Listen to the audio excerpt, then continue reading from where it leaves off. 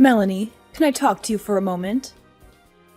It's about that man, Trevor, that you brought over the other day. Are you seriously thinking of marrying that man? Huh? Where did this come from? Yes, I do. I already talked to you about this, didn't I? The whole point of me bringing him over was to let you meet him before we started making wedding plans. Yes, of course. I understand that.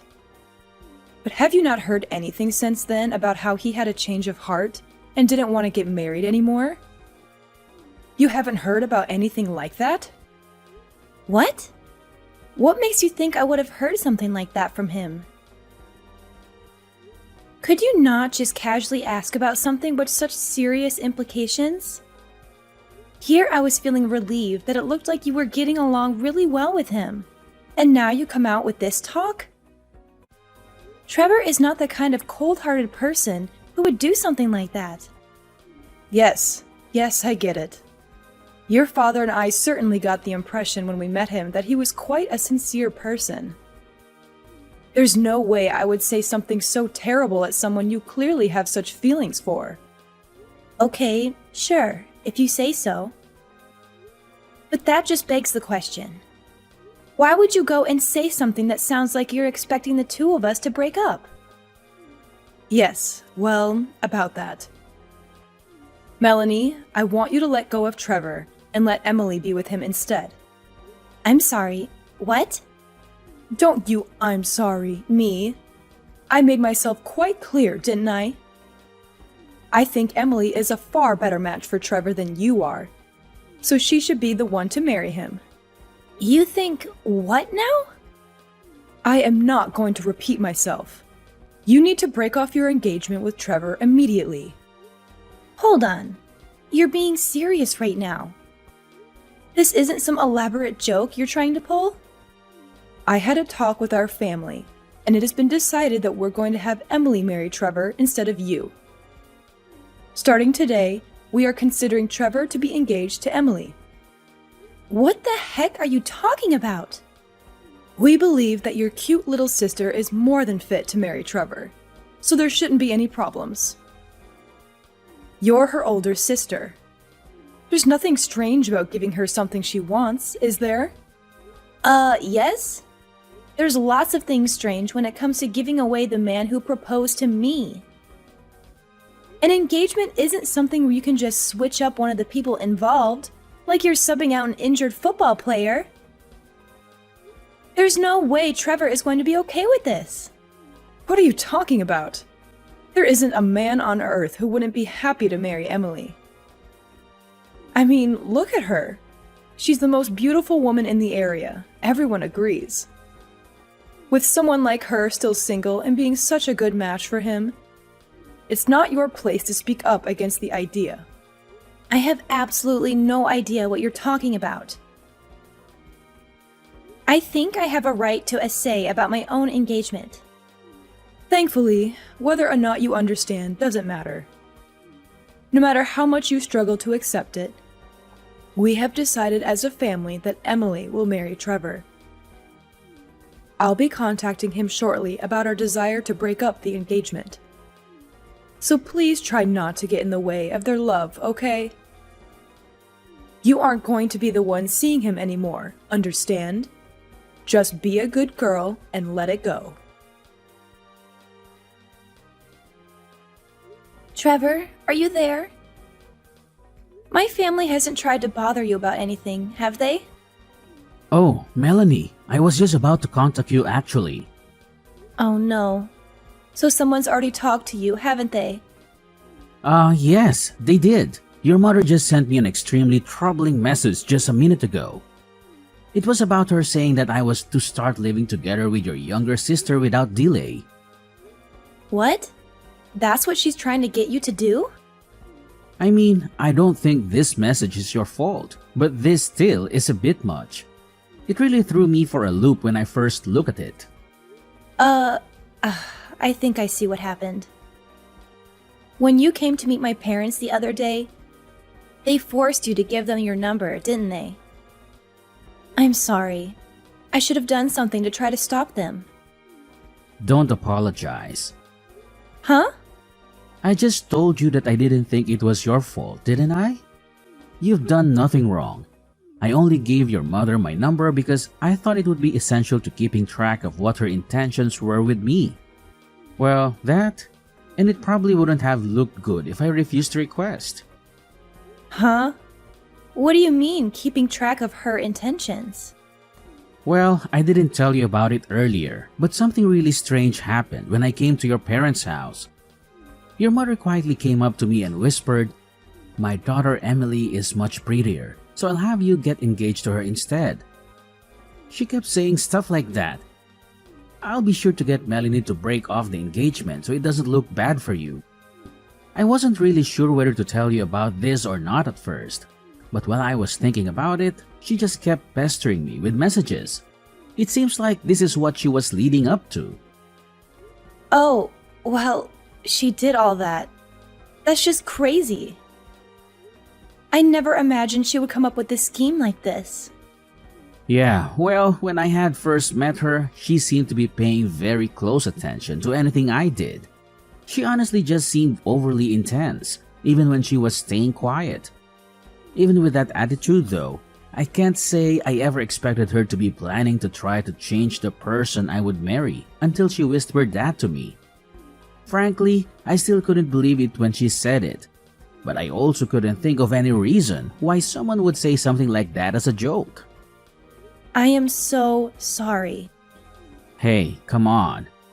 Didn't I already tell you not to apologize? This is your mom's fault, not yours.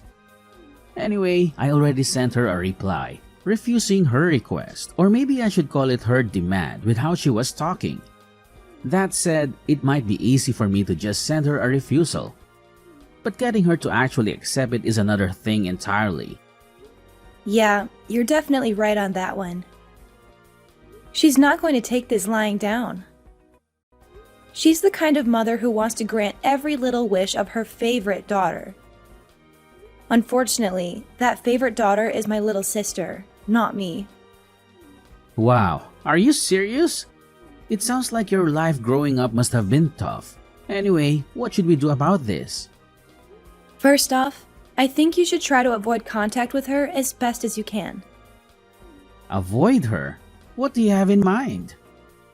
Well, I think there's a pretty likely possibility that she will try to find your address. So you might want to stay somewhere else for a while. My place won't work since she knows where I live already. Do you have a friend or a relative you can stay with for a while? I can ask my cousin for help. He doesn't live too far away. He might be able to let me stay with him for a while. Oh, yeah. He's the one who's living alone the next town over, right? Isn't he a college student? Right on both counts. Now that I think about it, it's actually a pretty great plan. Since I'm a freelancer, I don't have any sort of office to report into that your mom can try to barge in on. And since my cousin is in another town, it should be easy for me to lay low there without any chance of just running into her randomly on the street. Yeah, that is a good idea. Okay, I'll contact him right away. Now that I think about it, my current apartment is going to be undergoing renovation soon. They offered me a deal to vacate my place, so I might just be able to move pretty soon anyway. It's an option at least. I'm really sorry that my stupid mother is making you go to all this trouble. No, don't worry about it. I'll give you a call once things have quieted down, okay? Take care. Thanks. Hopefully things settle down quickly. You be careful too. Hello, Melanie. It looks like you've managed to break off the engagement with Trevor. I'd say you deserve some praise for your understanding. You really have turned into a great older sister, haven't you? You finally learned to think about the happiness of your sister before yourself. What's this now? What are you talking about? I haven't broken off my engagement. What makes you think I have? Pardon me? Oh dear. Are you really still saying things like this? Don't tell me you've been up to no good behind my back. Just what are you scheming? I will never forgive you if you continue trying to steal Emily's happy life away. Okay, I am completely lost. What the heck are you talking about? For starters, Emily and Trevor have never even met each other, right? Even when I brought Trevor over to meet you, Emily was out with some friends or something, right? Well, yes. That day is still yet to come. But once that day comes, they'll be seeing each other all the time. So there won't be a problem. Once that day comes? Are you delusional? How rude. Look, when Trevor came to see us, your father followed him home to figure out where he lived. Oh, you did you? Nothing wrong with that. Nothing creepy at all, sure. Be quiet, I'm not finished. We sent Emily over there, and she should be introducing herself to him right now. Wait, are you serious? You actually tailed him home? What choice did we have? No matter how much we asked him, he just wouldn't tell us his address. How else were we going to find out? If Emily's going to start dating him, we would need to know his address. It's obvious that it falls to her parents to get that information, isn't it? What are you talking about? You are completely insane. None of this is anywhere near normal, let alone obvious. There you go with your rude remarks again. I thought it would be good to speak to you just in case, and it looks like I was right. Before you go trying to say anything, you should know that Trevor and Emily have already started dating. We even started having the two of them live together just 3 days ago. Having them live together? They have been hitting it off quite well.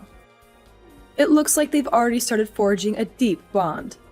So you should just step aside and let it happen already. Ah, I see. Is that so? Well, yes, of course. You may not want to admit it to me, but I know you know how much better Emily is for him. Sure. Whatever. Okay, fine. So you won't need that monthly $2,000, right? Got it. Excuse me? What? $2,000 are you talking about? I'm not aware of anyone making monthly payments. Oh, don't tell me you've actually forgotten. Don't you remember? 7 years ago, Dad's old company went bankrupt. Sure, he got a new job pretty quickly. But if you remember, his salary was a pittance compared to his old job. That's why you asked me to send you $2,000 every month to make up for some of the income he lost. Did you really forget? Wait, what? You're telling me that you've still been doing that? That's been continuing these whole 7 years? Well, neither of you ever really talked to me about stopping, so I just kind of kept going along with it. I mean, sure, I felt like giving you $2,000 a month was going a bit overboard. But I knew that at the time Emily was hard at work at a private high school and learning from extra tutors too. I figured those extra expenses added up quite a bit, so I didn't really complain. I thought you'd tell me when you didn't need the money anymore.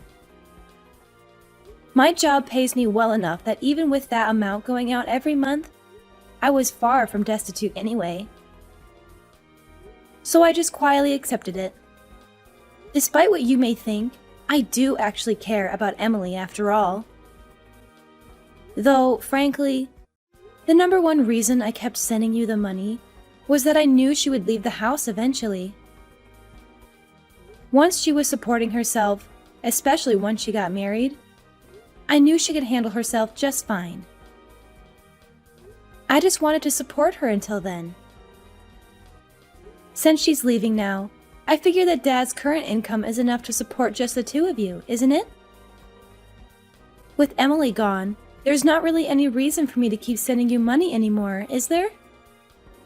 Wait, hold on a moment. If that's how it's going to be, then just wait. I'll bring Emily back here right away. Oh, what's that now? Look, it's fine if you don't want to break off the engagement with Trevor. I won't stop you, okay? So please don't stop sending us the money. Please, just keep sending it like you have up until now. Excuse me? I'm telling you, I'll contact Emily right away. So please, keep sending us the money.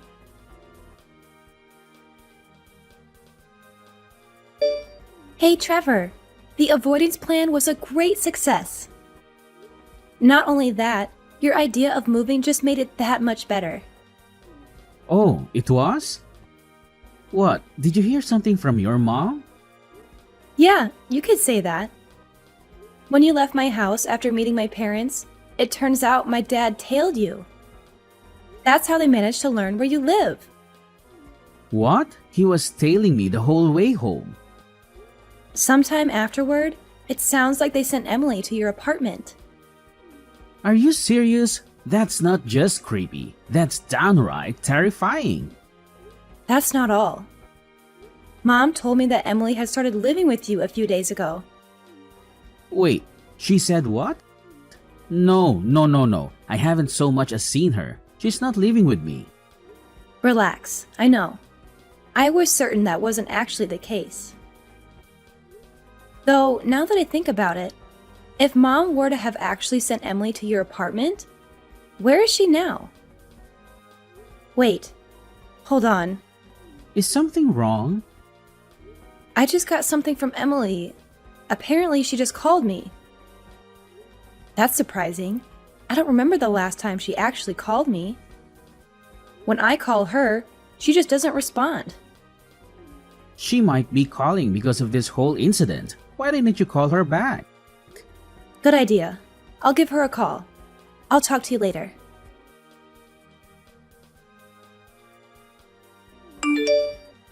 Melanie, pick up the phone. Do you have any idea where Emily is? Huh? Not just her. I went to Trevor's apartment, and he wasn't there either. I was so sure that they had already started living together. But when I got there, I didn't find anyone. They couldn't have possibly ran away and eloped, could they? Well, you're half right, I suppose. What? Half? Well, I can say that her partner isn't Trevor, at least. What are you saying?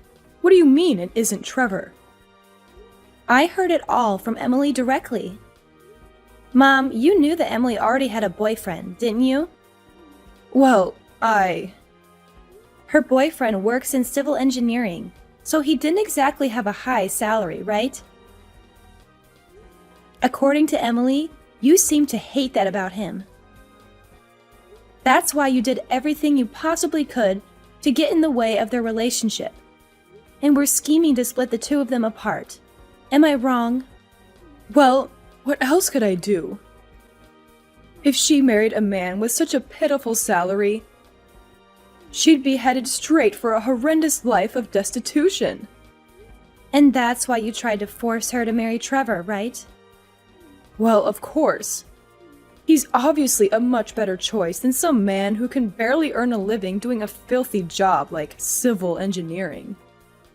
So, putting aside your disgusting attitude towards some people's professions, I'm familiar with the company that Emily's boyfriend works at. That company actually pays a pretty high salary compared to the rest of that industry, you know? What? The company's president is quite a kind person and cares a lot for his employees. He knows that he expects a lot of physical labor from his employees, but he's done a great job of incentivizing them to do good work. Thanks to all of that effort, the employees there have a really trusting relationship with him, and he gives them all the benefits they really need. From what I understand, it's probably one of the best companies someone in that industry could work at. I'm guessing you just oppose Emily dating him. based on what you thought of his job without actually looking into where he worked, right? I never thought that such a company could ever exist, especially in an industry like that. If you had actually listened to what Emily had to say, you would have known. Well, I guess it's too late to worry about that now. What do you mean it's too late? Well, here's the thing. You told Emily to go to Trevor's apartment, right? Well, in what probably would come as no surprise to anyone but you, she didn't. She took your ridiculous demand and used it as a chance to escape from the house that had been shackling her for so long. In other words, she fled to her boyfriend's place. What? She fled? Not only that, apparently they filed their marriage registration not too long ago as well. No way. How do you know all of this? Funny you should ask that. For how much you tried to claim I was getting in the way of her happiness, I still care about her quite a lot. So when Emily called me yesterday, we spent a long time talking with each other about what was happening. Sure, I've always been a bit jealous of how you and Dad always doted on her more than me. But she had her own struggles to deal with too. Yesterday was a day I finally got to hear her true feelings. Hey, Melanie. About that $2,000 you've been sending. What? You think now is a good time to bring that up? Look, your father hasn't received a raise in I don't know how long. And, well, our monthly expenses are a bit... If there's only the two of you living there, you should have no trouble living on Dad's current income. Actually, speaking of income, Mom, why don't you start working as well? What? Me? Work? What are you so surprised about? Yes, I'm saying you should earn some money yourself. This is exactly the time where a husband and wife should be supporting each other, isn't it?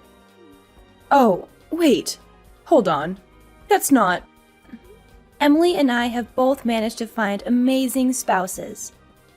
So please just step aside and don't try to get in the way of our happy lives, okay? A few days later, my mom and dad apparently got divorced with the loss of the extra money from me. Dad was starting to feel the effects of his meager salary. However, he also felt indebted to his current job. He felt like he couldn't let Mom know about it and was hoping she would start working to help support the two of them. But she wasn't budging. He was already feeling doubts about her due to her lack of support when he found out about her selfish attempt to control who Emily and I married. Upon hearing that, it was the last straw for him. Shortly afterward, I received a message from him, and I think Emily did too. It was a thorough apology for everything that happened to us, and an announcement that he had divorced Mom. And so our family was effectively broken up for good. Though it's not like we don't talk to each other. Emily, Dad, and I have a group chat that we use to tell each other about recent events in our respective lives. As for Mom, though, she no longer had a place to call home anymore. She had a number of relatives, but she hadn't spoken with any of them for a very long time, so she didn't have anyone she could depend on. It sounds like she's finally starting to understand how difficult it is to live on her own.